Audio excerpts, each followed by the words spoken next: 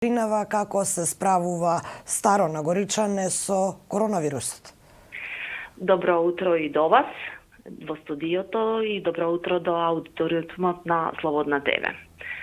Да, општина Старо Нагоричане по сите преземени мерки што се со уредба на владата, сега за сега добро се справуваме со коронавирусот, со оглед на тоа дека што ние сме многу блиску до општина Куманово, која што има многу поголем број на заразени лица. Во нашата општина имаме само 3 позитивни лица кои се во самоизолација.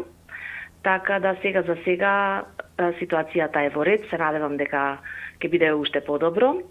И сите преземени мерки што се дадени со уредба на владата и од Министерството за здравство, сите се преземени, така да населението ги почитува мерките, носи заштитна опрема, го држи потребното растојание и сега за сега ситуацијата е во ред.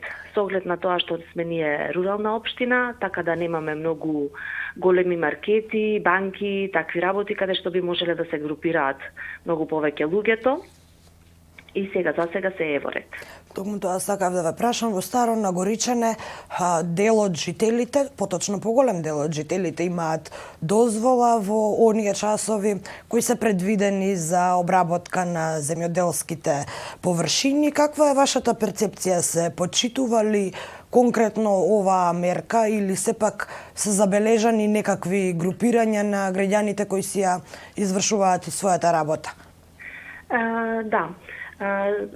Со уредбата која што следува за земјоделците, кои што треба да ги обработуваат своите површини во атарот на своето населено место, си ги почитуваат правилата и се движат во атарот на сите своите населени места, затоа што сега временските услови се погодни за сите земјоделците, за сточарите да го обработуваат земјиштето, така да досега немаме случаи кои што се, например, со прекршување на некоја од мерките. Немаме ниту во полицискиот час.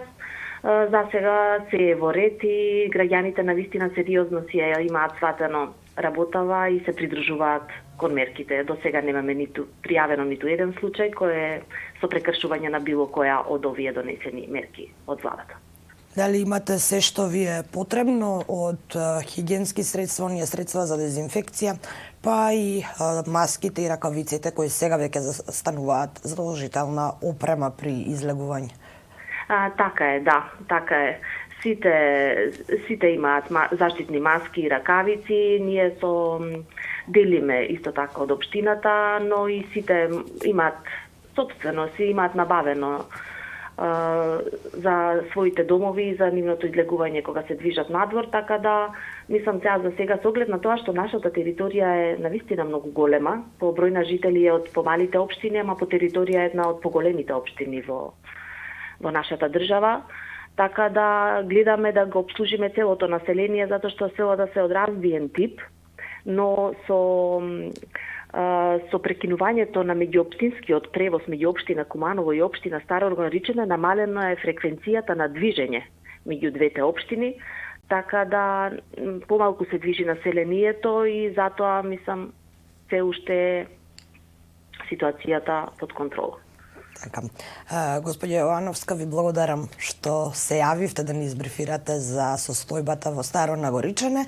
Мислам дека моравме да ве побараме и вас и со оглед на тоа дека се наоѓате во близина на Куманово, кое исто тако е, можеби има еден од градовите кои има најголем број заболени од COVID-19 во земјава. Ви благодарам уште еднаш. Така е, ви благодарам и на вас. Пријатно и убав ден. Исто така.